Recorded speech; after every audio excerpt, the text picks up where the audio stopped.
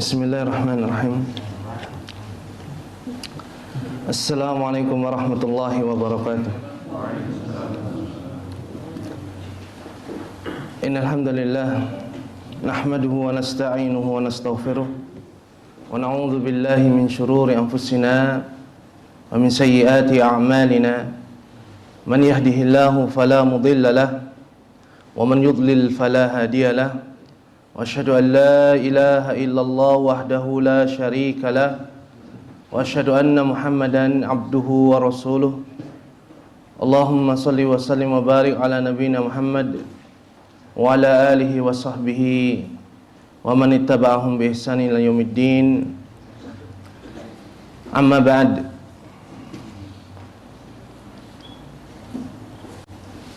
Fa ya ma'asyiral muslimin rahimani wa rahimakumullah, usini wa iyyakum biqaulillahi azza wa jal, ya ayyuhalladzina amanu qu anfusakum wa ahlikum nara. Saudaraku yang dirahmati Allah Subhanahu wa taala, alhamdulillah dengan rahmat Allah dan taufiknya serta izinnya kita dipertemukan oleh Allah di majelis yang kita harapkan kebaikannya, di majelis yang kita harapkan berkahnya di dunia hingga bersambung di kehidupan kita selanjutnya di negeri keabadian, hingga kita bisa berkumpul bersama dengan Rasulullah sallallahu alaihi wasallam.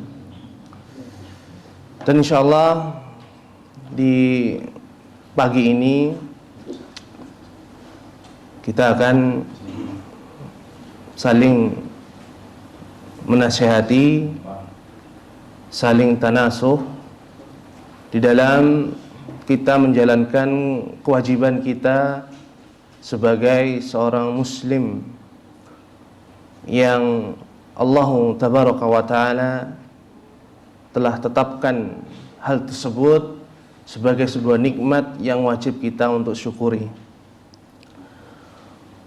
Sebagai seorang muslim, maka di sana ada aturan-aturan yang Allah tabaraka wa ta'ala telah berikan kepada kita supaya di dalam menjalankan kehidupan ini kita bisa memperoleh masalih,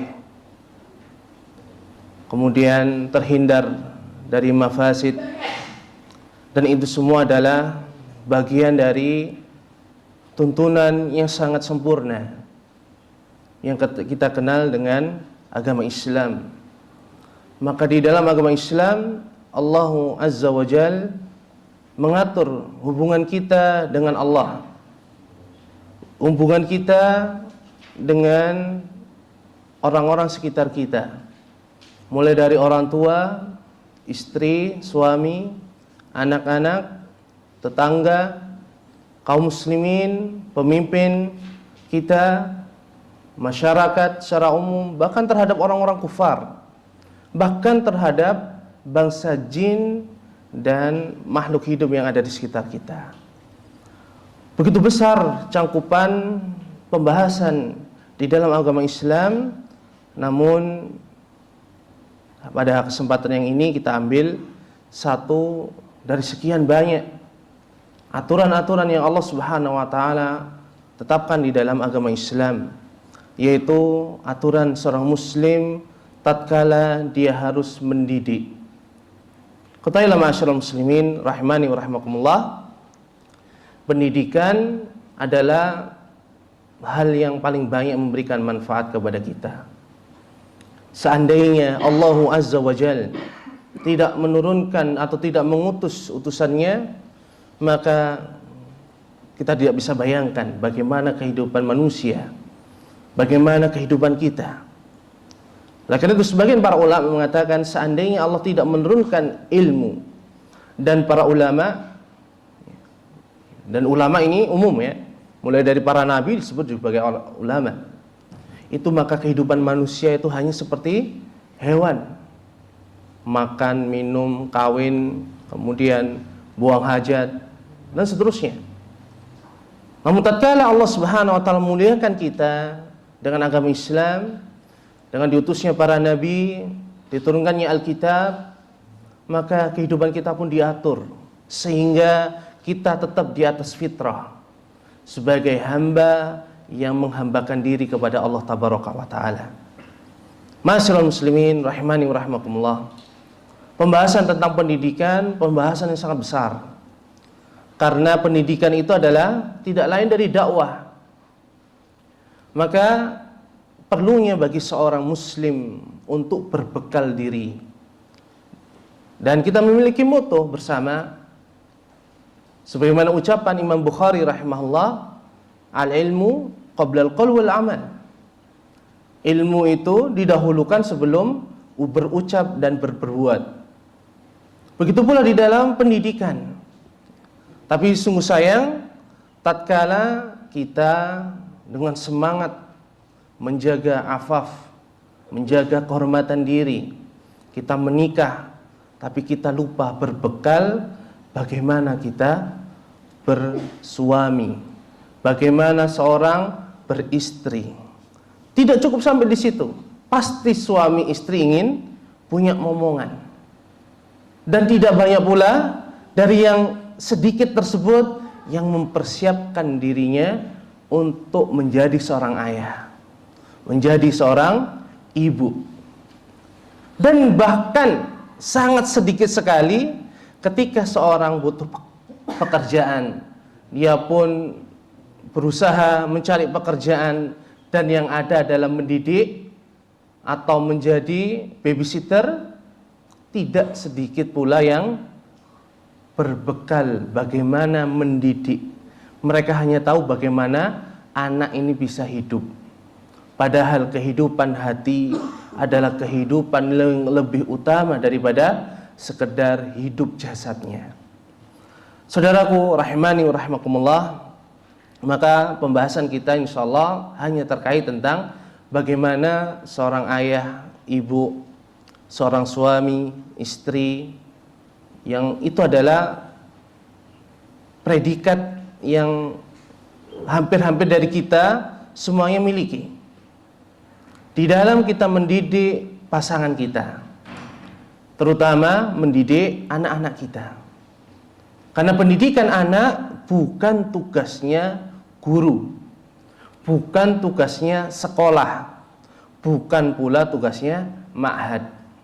Yang paling utama adalah tugasnya kita sebagai suami, istri. Ya. Begitu pula kalau yang ada yang jadi babysitter di sini, atau pembantu rumah tangga, asisten rumah tangga, ini semuanya adalah kewajiban. Maka tidak ada kata terlambat. Seandainya kita telah terlambat, maka ada kesempatan. Masyaallah muslimin rahimani wa rahimakumullah. Sebagaimana di awal khutbah hajah kami sebutkan firman Allah Tabaraka wa taala dalam surat Tahrim, ya ayyuhalladzina amanu qu anfusakum wa ahlikum nara.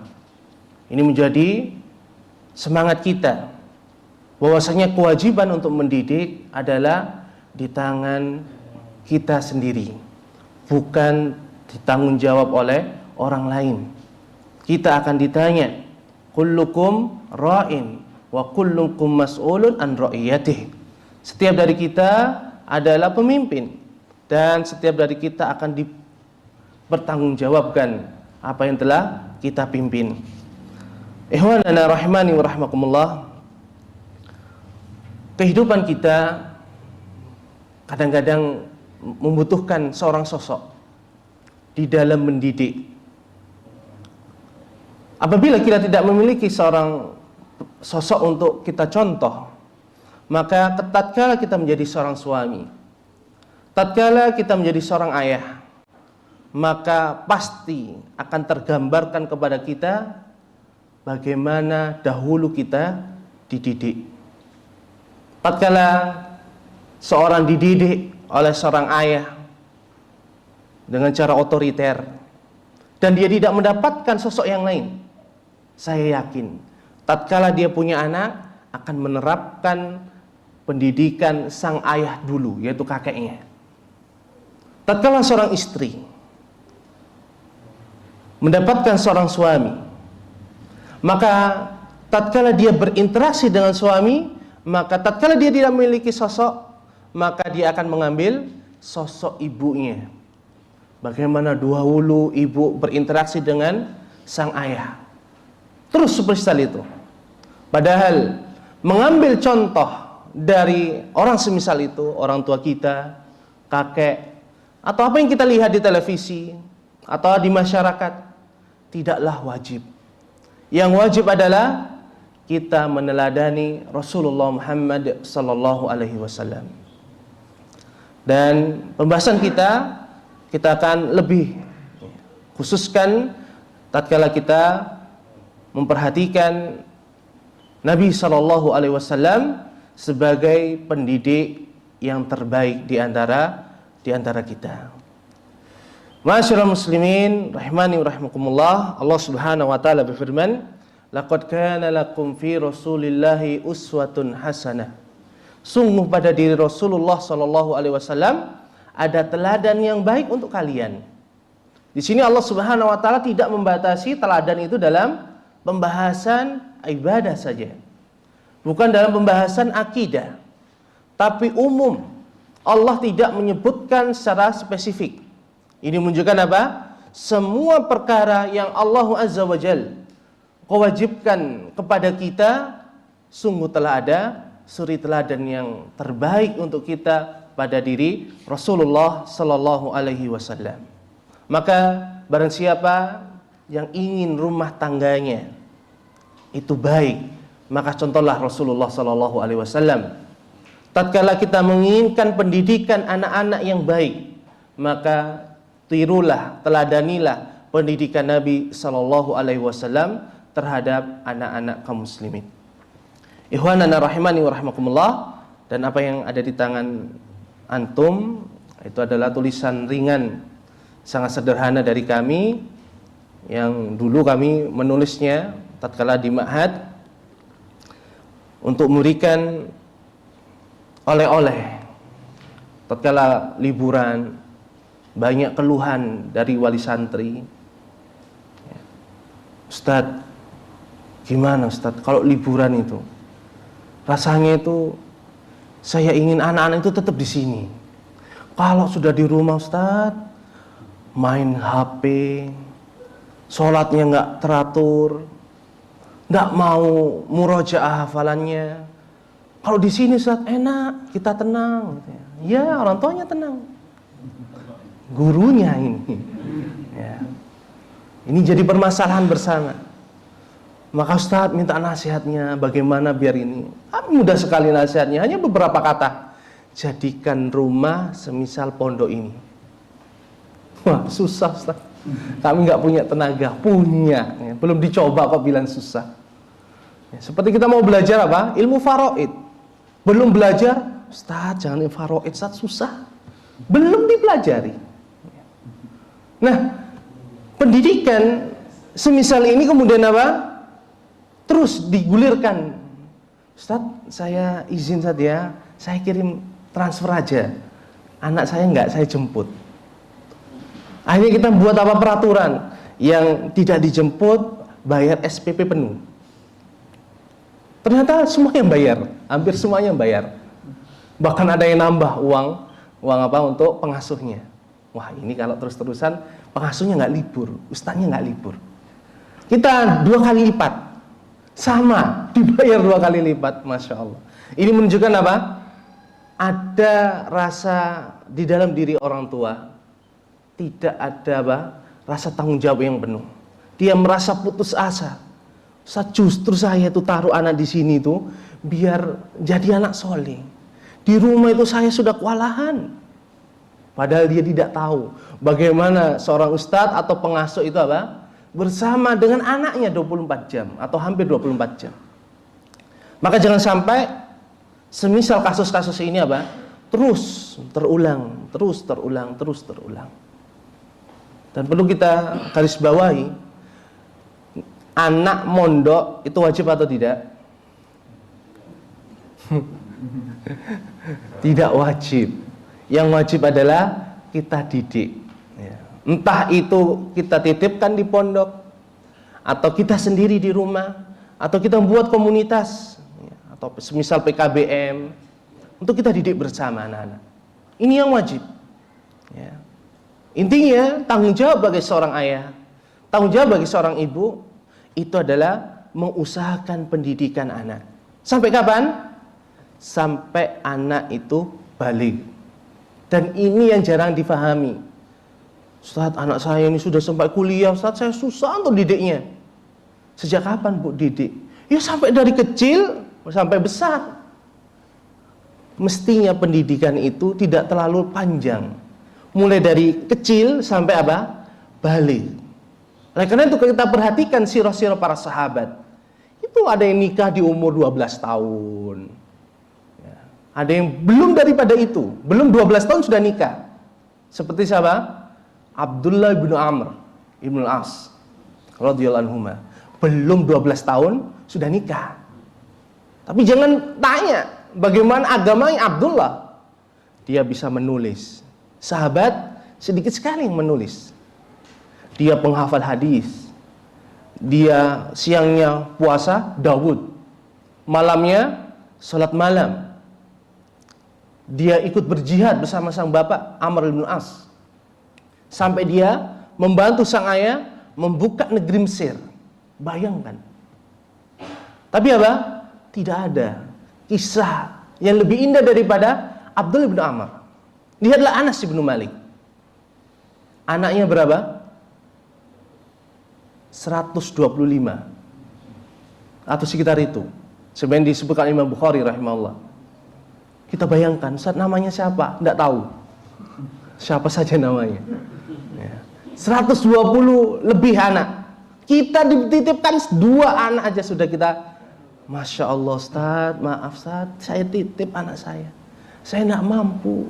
Air mata ini sudah berapa kali mengalir.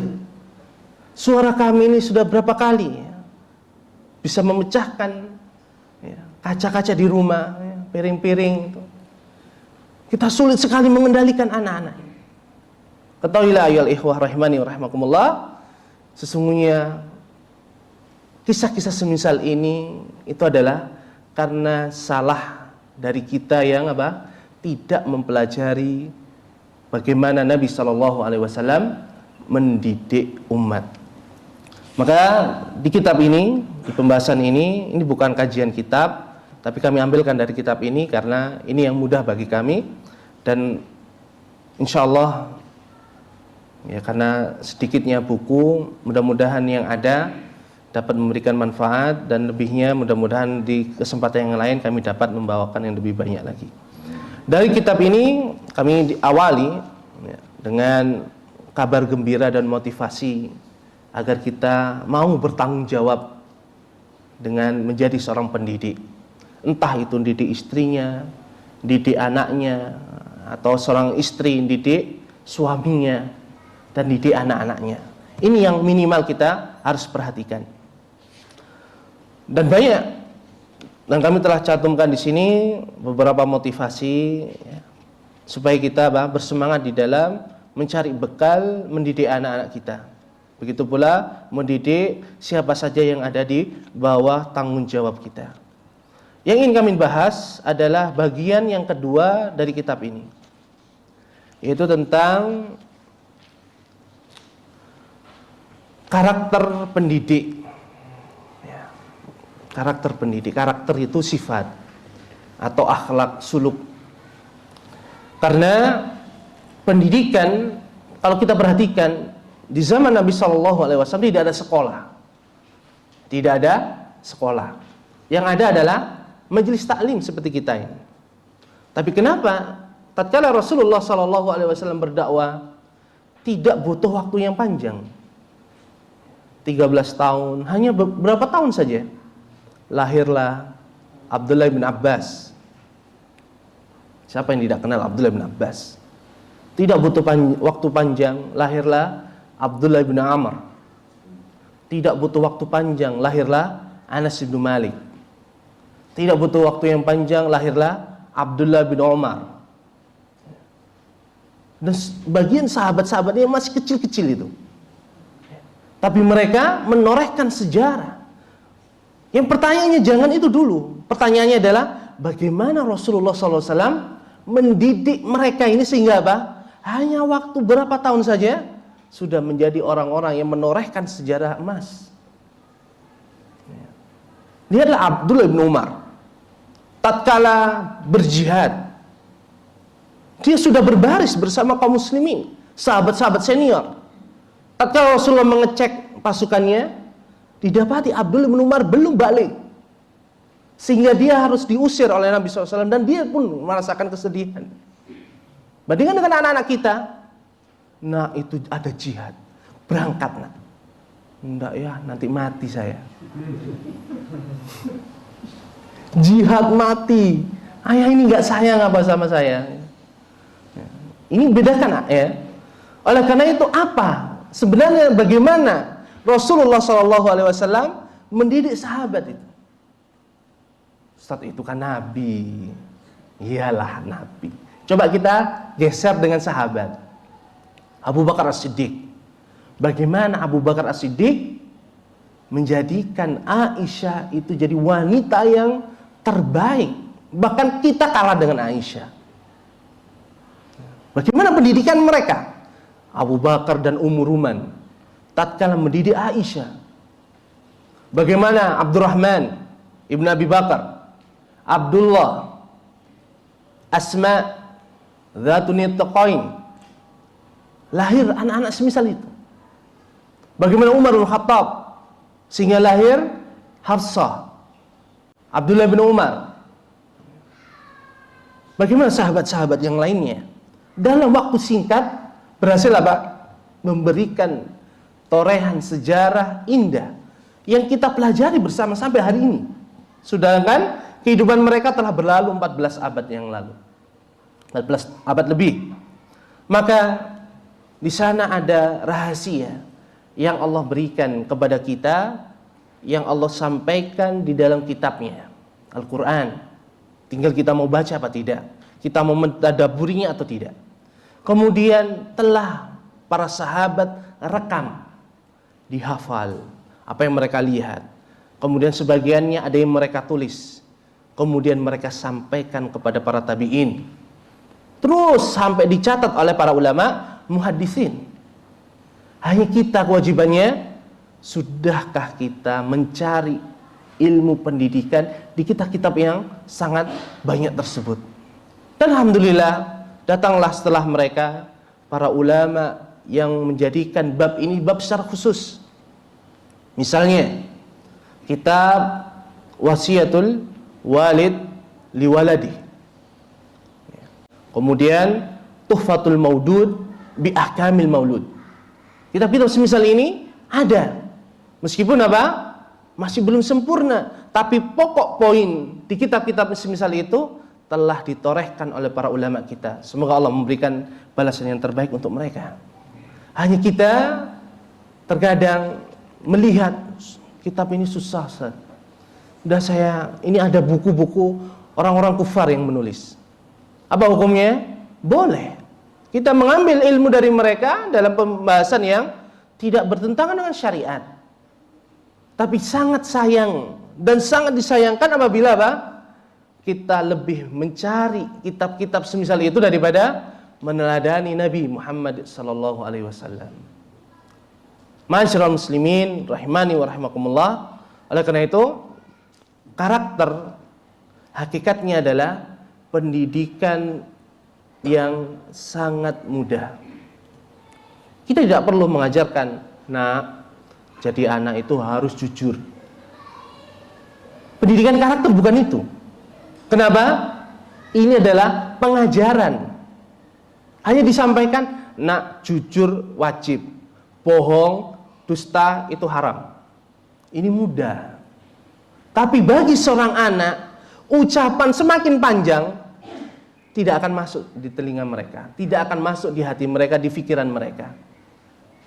Anak itu Allah berikan fitrah, pendidikan atau cara belajar yang paling mudah. Apa? Lihat, copy, paste. Lihat, dengar, copy, paste. Maka yakinlah seandainya kita tidak banyak berceloteh, tidak banyak memberikan stimulus ucapan, tapi hidup kita jujur. Nah, ini nanti ada telepon. Kalau cari bapak, bilang bapak nggak ada. Pernah dapat kasus misal ini? Ketika dapat telepon, bisa bicara dengan ayahmu, maaf kata ayah nggak ada. Ini masalah sepele, tapi apa? Membatalkan ucapan kita, nak harus jujur, bohong dosa. Sehingga anak apa? Ada pertentangan. Ini disuruh jujur dan ayah bohong. Maka saya pun menyampaikan jujur. Kata ayah tidak ada. Maka pendidikan semisal ini bagaimana menolehkan apa? Menelurkan anak-anaknya jujur. Iya dia jujur tapi tidak bermakna jujurnya. Ya. Maka berikanlah teladan. Oleh karena itu keteladanan adalah pendidikan karakter yang paling mudah. Kalau seandainya Rasulullah SAW mendidik anak satu-satu itu apa? Dengan ucapan, berapa banyak hadis itu? Kepada si fulan hadis ini, kepada si fulan, si alan, si fulana, allana, berapa banyak hadis. Tapi Nabi SAW sedikit sekali ucapan mereka kepada mereka, sangat sedikit.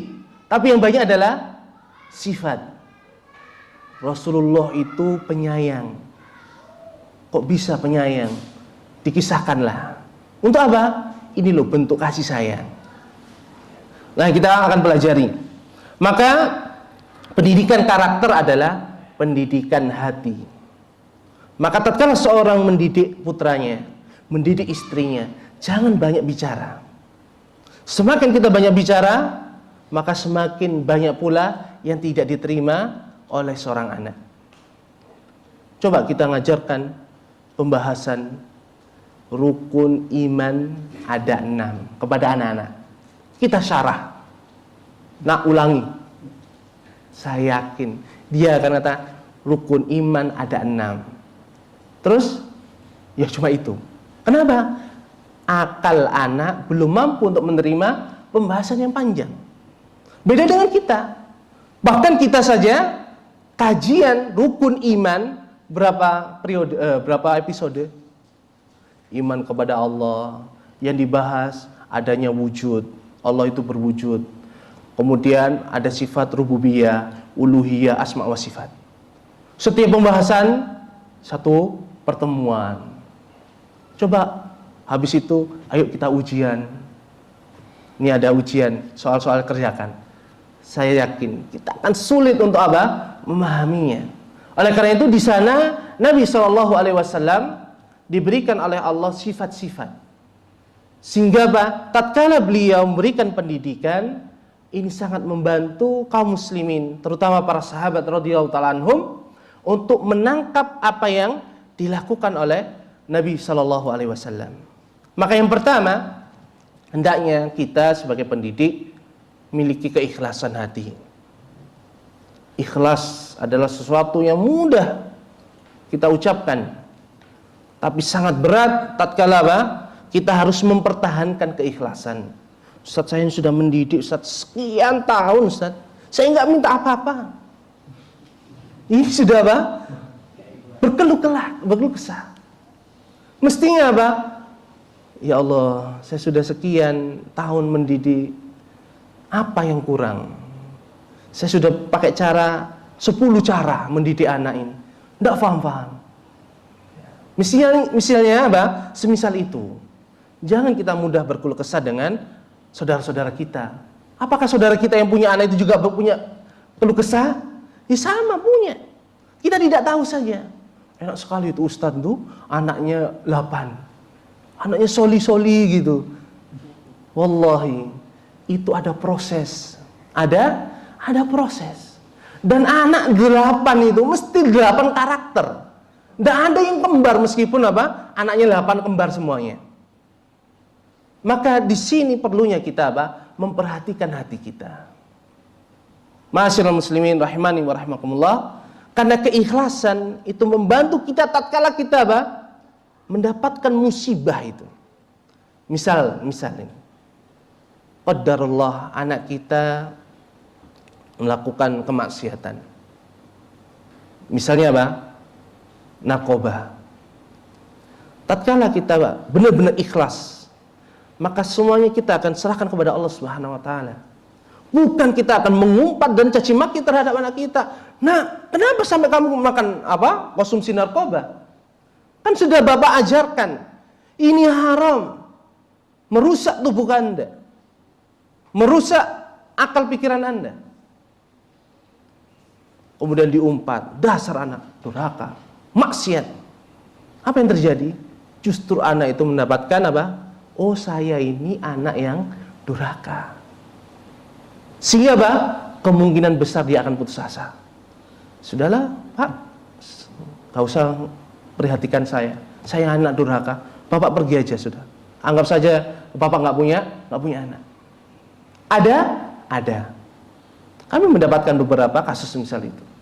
Ada yang lagi dicaci maki. Nah, ya Allah, matematika gini aja nggak bisa. Bapak sudah ajarkan berapa kali? Ibumu sudah sampai mengajarkan ini berkali-kali dan Bapak mendengar. Kok kamu nggak hafal? Kamu itu anak bodoh apa? Apa yang terdapat di pikiran anak? Oh, saya ini anak bodoh. Sehingga apa? Putus asa. Alah, sudahlah matematika. Saya ini anak bodoh. Nggak bisa matematika. Akhirnya apa? Ada kajian. Yuk kita kajian faraid. Matematika lagi. Katanya ibu saya bodoh.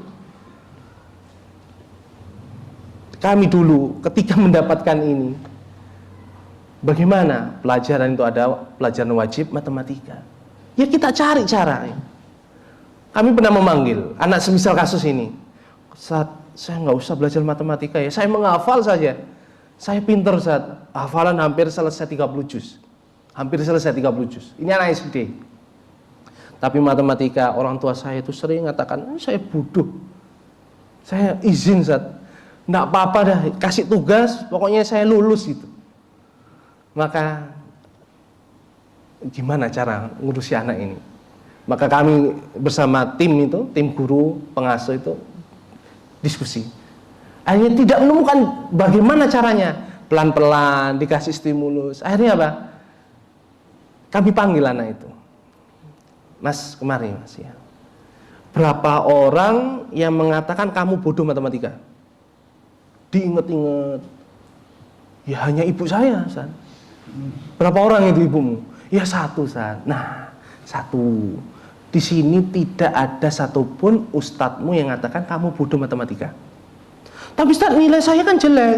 Nilai jelek bukan karena kebodohan. Tapi apa? Kamu belum dikasih ilmu sama Allah Subhanahu wa taala. Dibangkitkan kepercayaan dirinya untuk apa? Dia tidak bodoh, hanya belum paham. Dan ini butuh waktu yang sangat panjang. Sampai 2 tahun. Dan dia pun jadi anak ranking 1. Bayangkan. Sebenarnya dia tidak bodoh, tapi apa? Ada masalah di otaknya. Ada masalah pada kepribadian anak ini. Nah, ketika orang tua tidak ikhlas, akan mengucapkan ucapan semisal itu. Nak, dari kecil sampai tak pondokkan, pulang-pulang kamu main HP. Untuk apa kamu belajar sekian tahun? Tidak semisal itu. Mestinya apa? Main HP mubah. Tugasmu apa, Nak? Mestinya kita bertanya semisal itu. Tidak apa? Menghukumi anak. Lihatlah kasusnya Anas bin Malik. Anas bin Malik radhiyallahu ta'ala.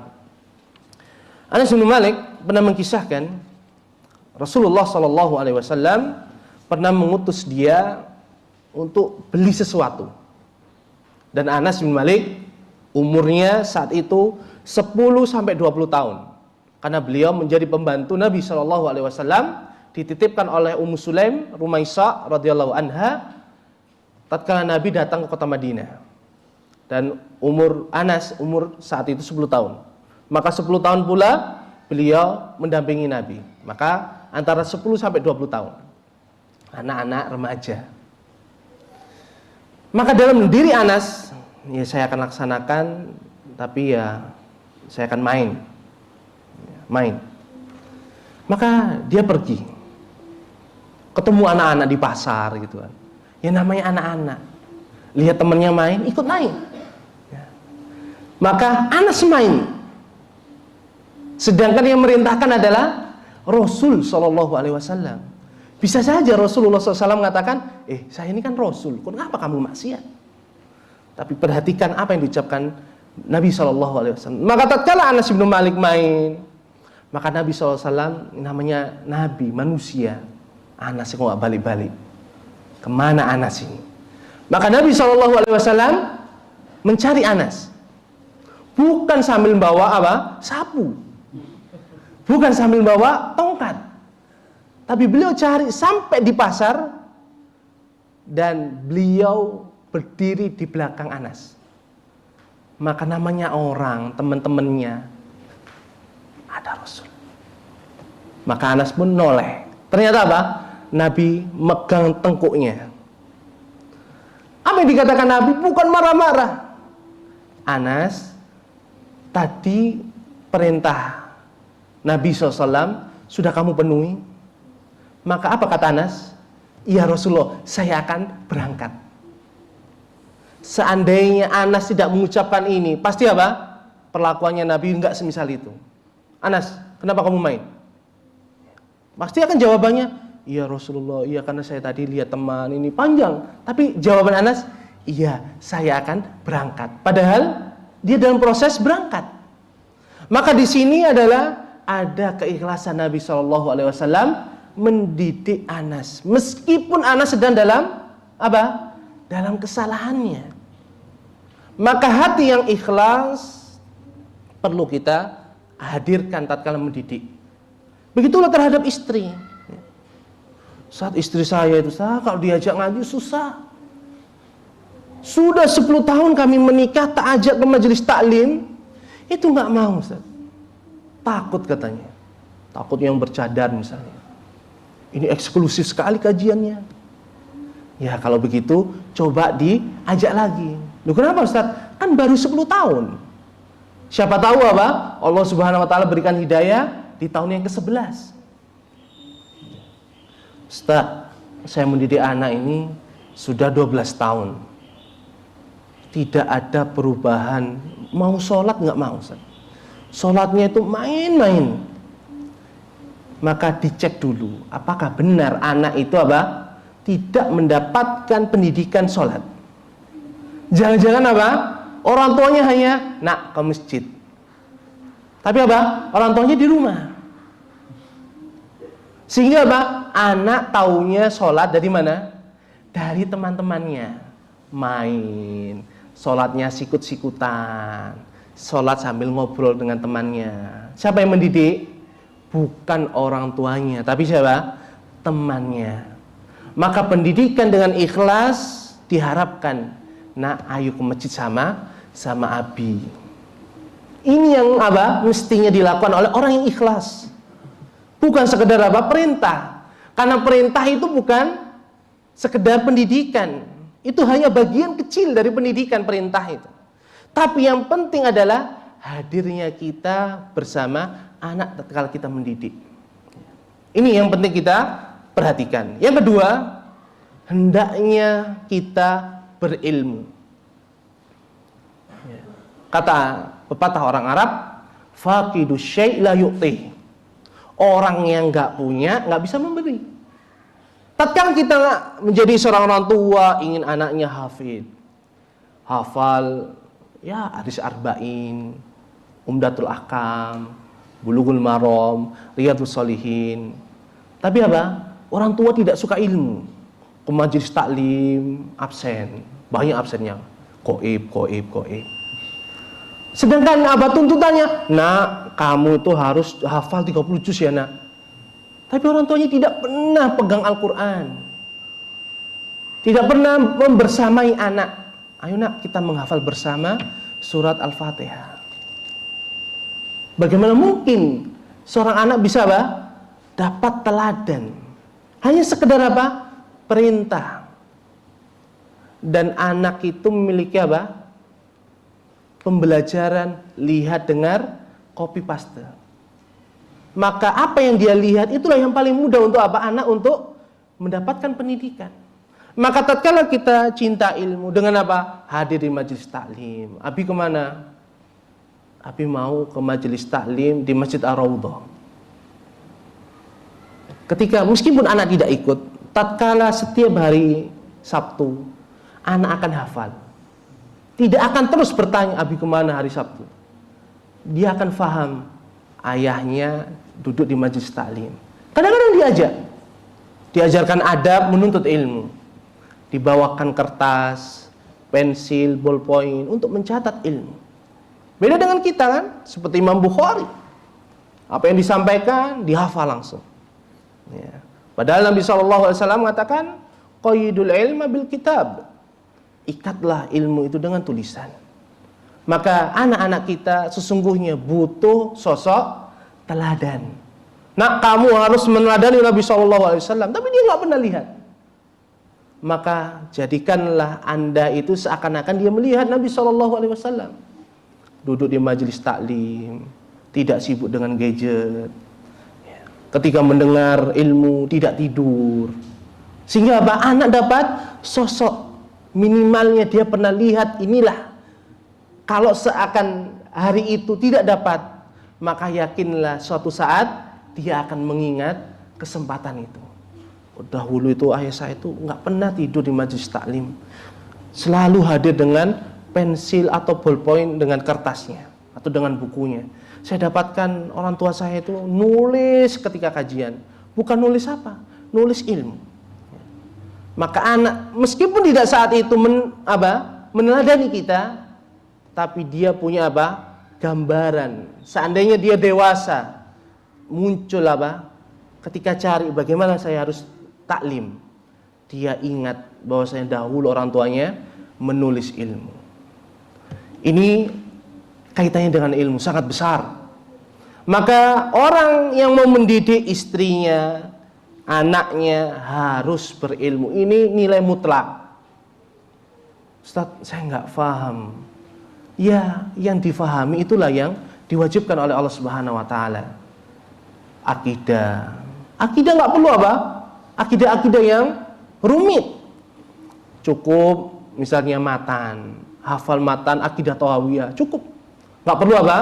Bacakan syarahnya Ibnu Abil Is Al-Hanafi rahimahullah. Ya Abi, capek Bi, Umi harus belajar sama Abi. Setiap subuh diajak taklim. Ya, ini begitu. Ujiannya mesti ada. Oleh karena itu, ikhlas ilmu harus ada pada diri seorang pendidik. Kemudian, yang ketiga, harus pendidik itu memiliki manhaj yang lurus, akidah yang benar. Dan tatkala kita memilihkan guru untuk anak kita, atau kita memilih majelis taklim untuk diri kita, anak kita, dan istri kita, harus memperhatikan guru. Dengarkanlah nasihatnya Muhammad ibn Sirin rahimahullah. Tatkala beliau mengatakan, inna hadzal ilma dinun. Sesungguhnya agama ini adalah ilmu. Sesungguhnya ilmu ini adalah agama Islam itu sendiri. Fanduru amman ta'khuduna dinakum. Maka perhatikanlah kepada siapa engkau mengambil ilmu tersebut. Maka tatkala kita belajar bahasa Arab misalnya, akidahnya akidah Khawarij. Saya yakin ketika dia ngajarkan nahwu shorof, contohnya pun akan disusupi dengan akidah yang dia yakini. Ustaz, ini ada Ustaz ahli dalam qiraah, akidahnya Khawarij.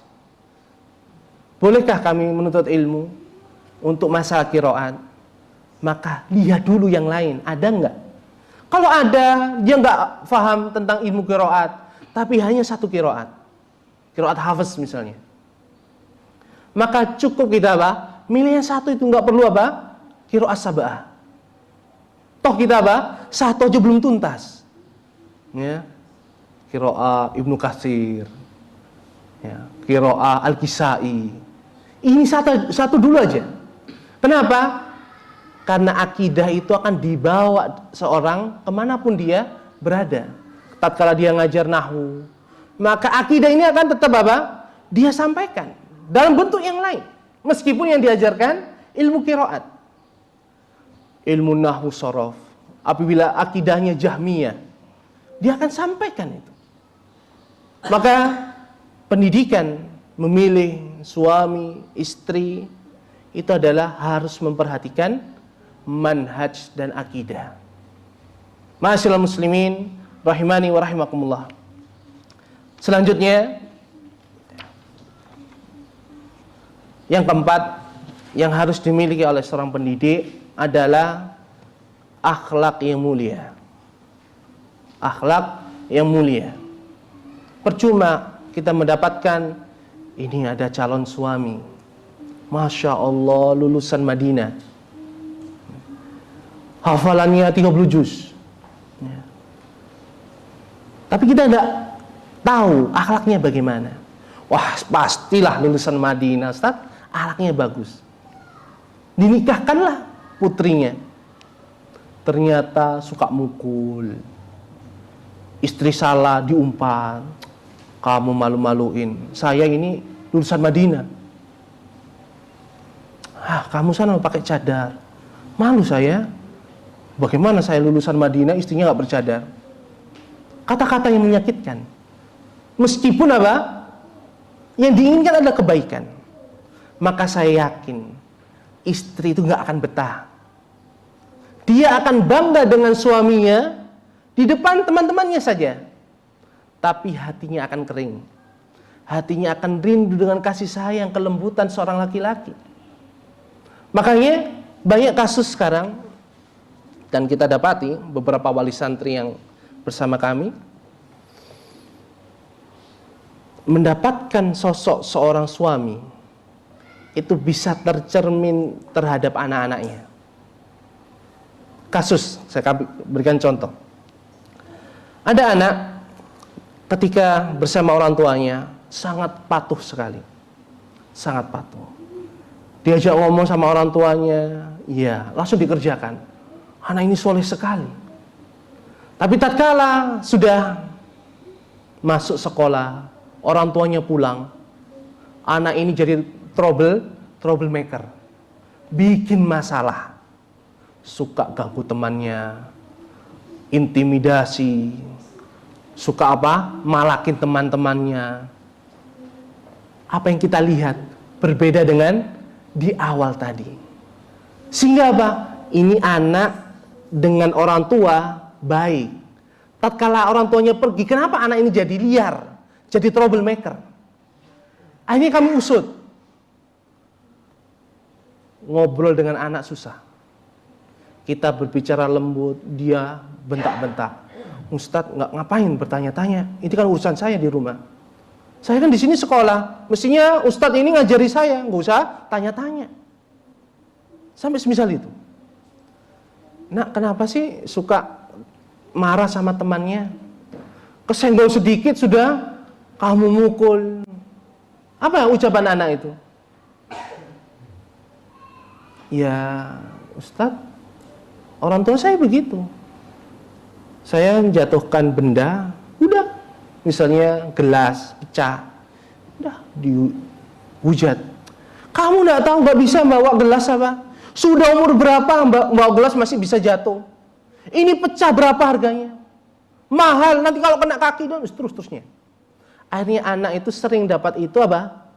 Ketika bersama orang tuanya takut kena omel.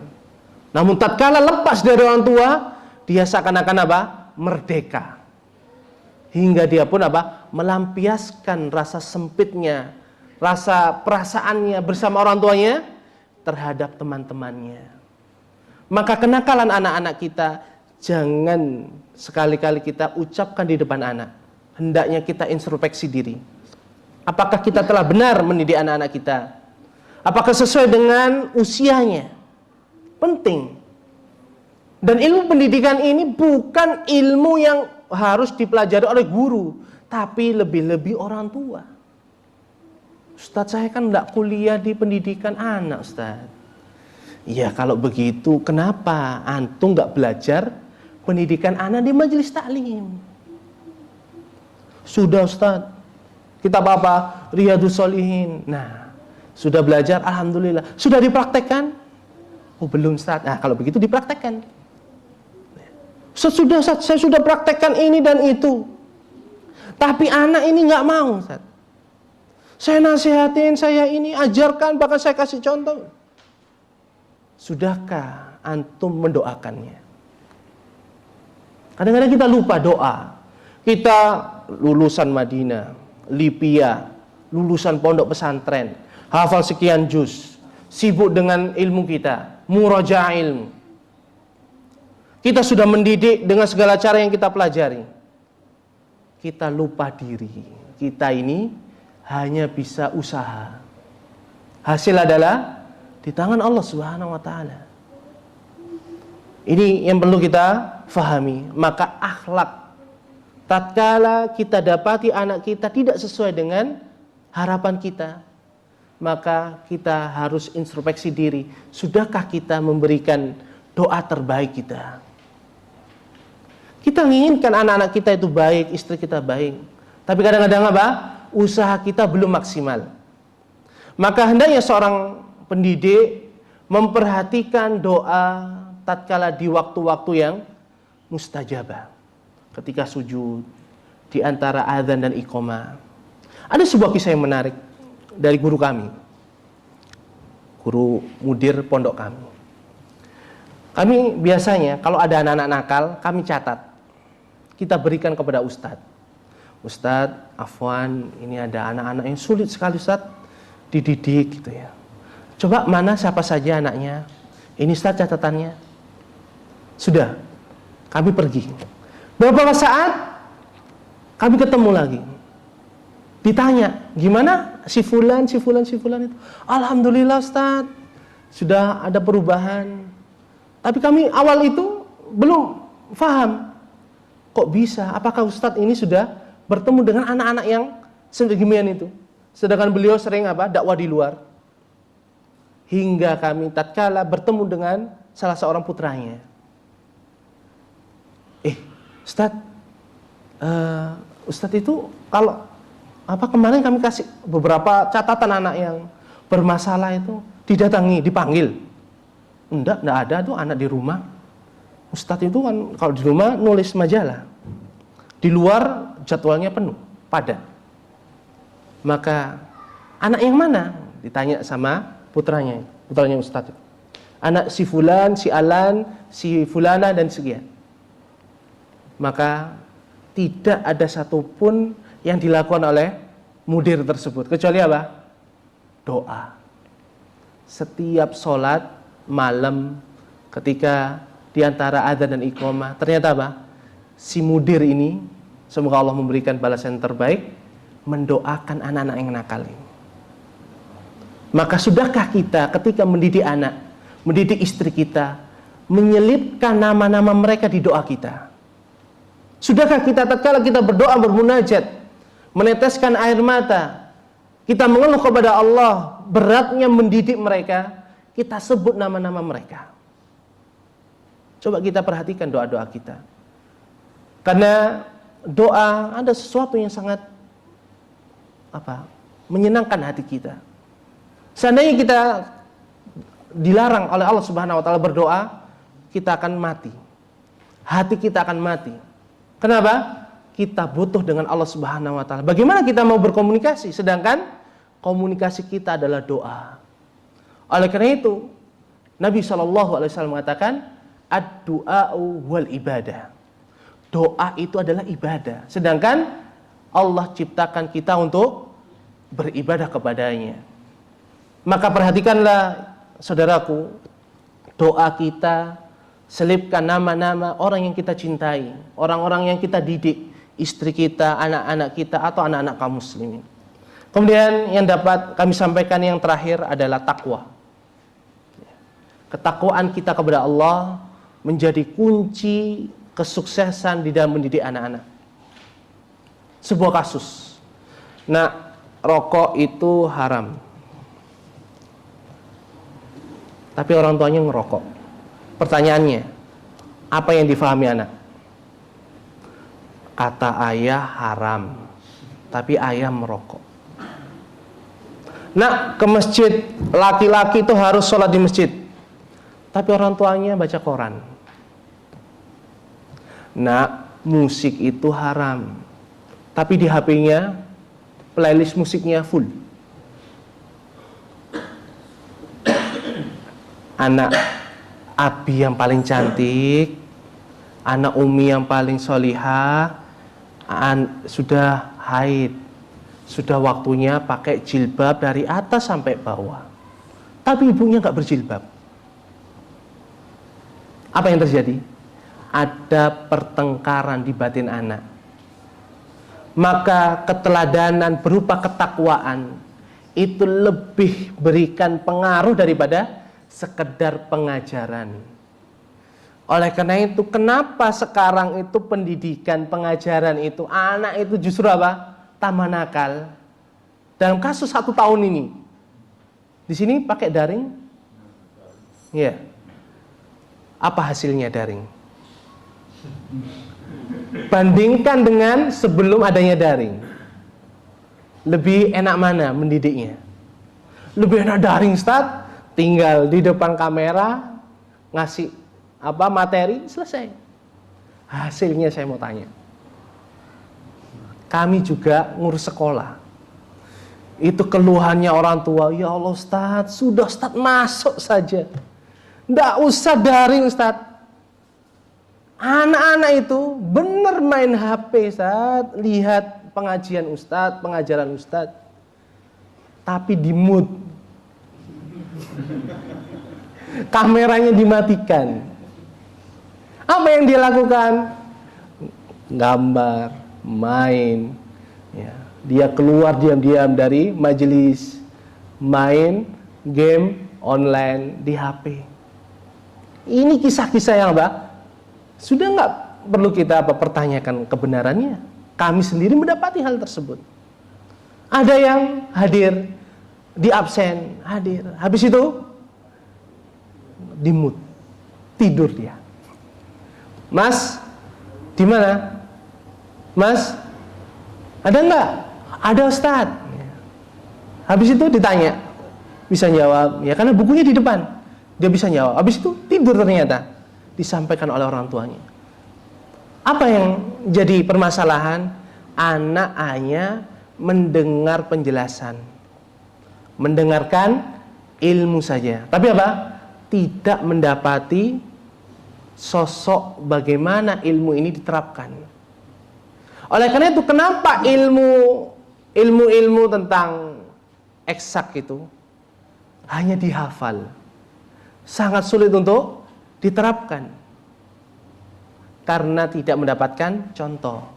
Maka pelajaran semisal IPA, saya sarankan jangan sekedar di direction atau diberikan nih materinya, tapi ajaklah anak itu memahami melewati proses, misalnya gerak gitu. Nah, gerak itu bisa mengubah benda.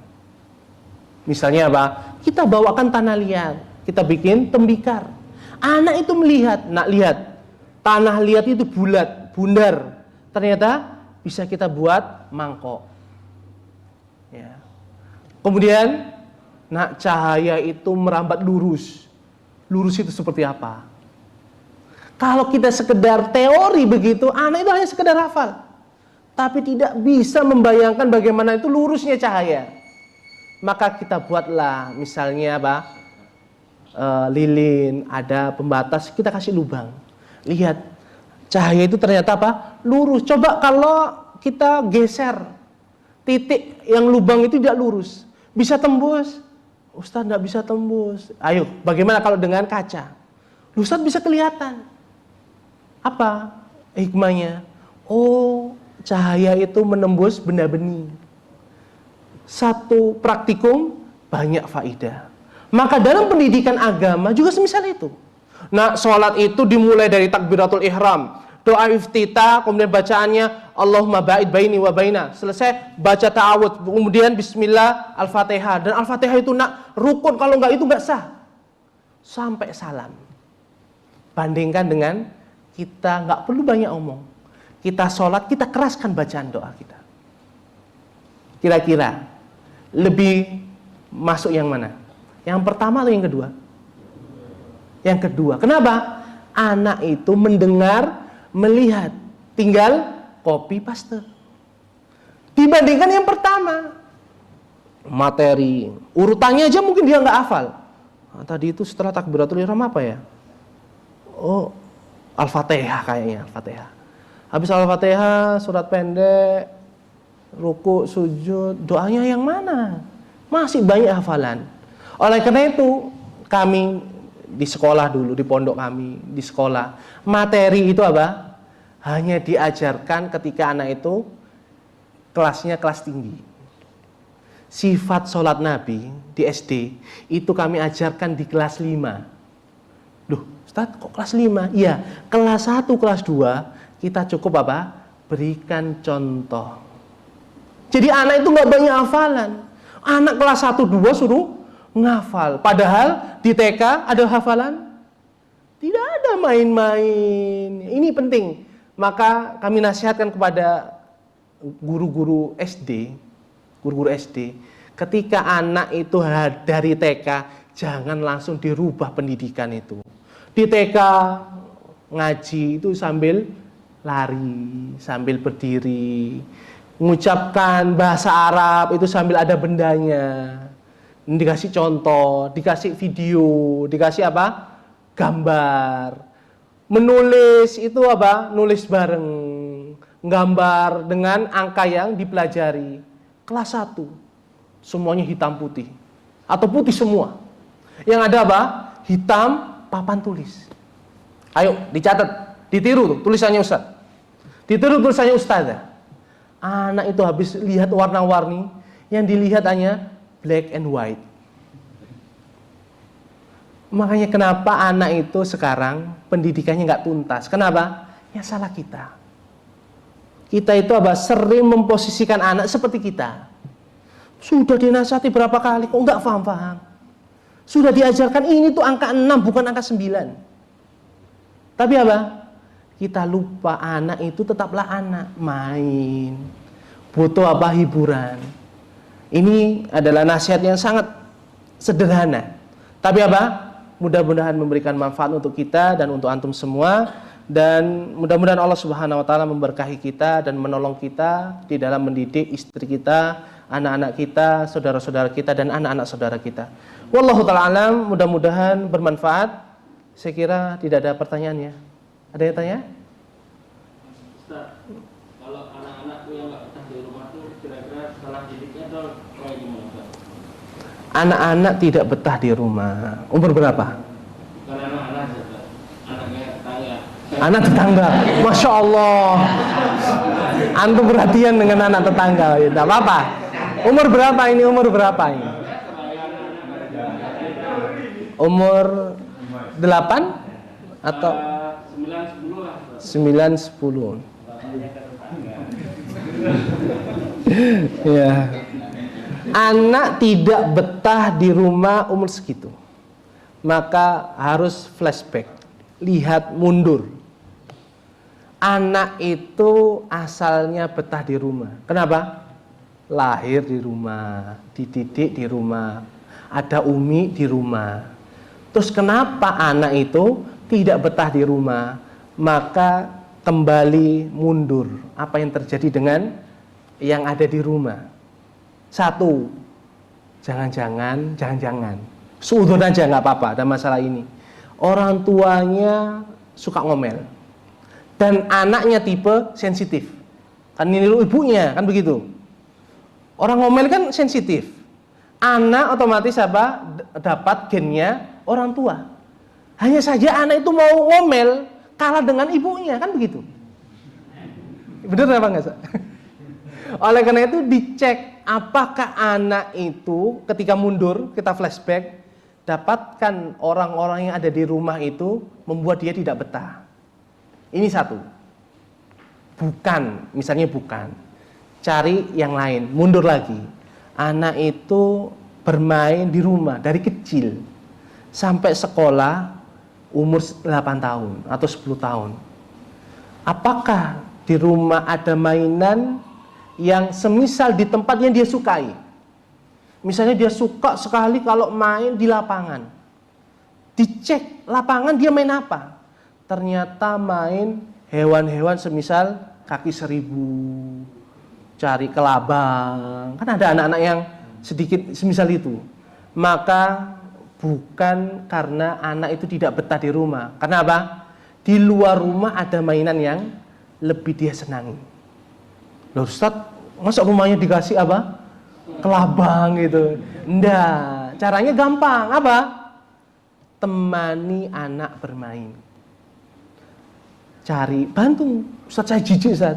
Ya pakai sarung tangan ya, pakai sepatu, dipegang. Nah, ini ketika anak itu didampingi dan antum jangan banyak ngomong.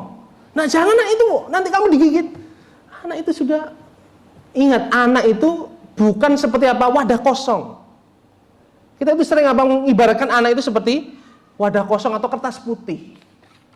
Saya mau tanya, anak itu bisa berjalan, antum yang ngajari jalan atau anak itu berjalan sendiri? Ya?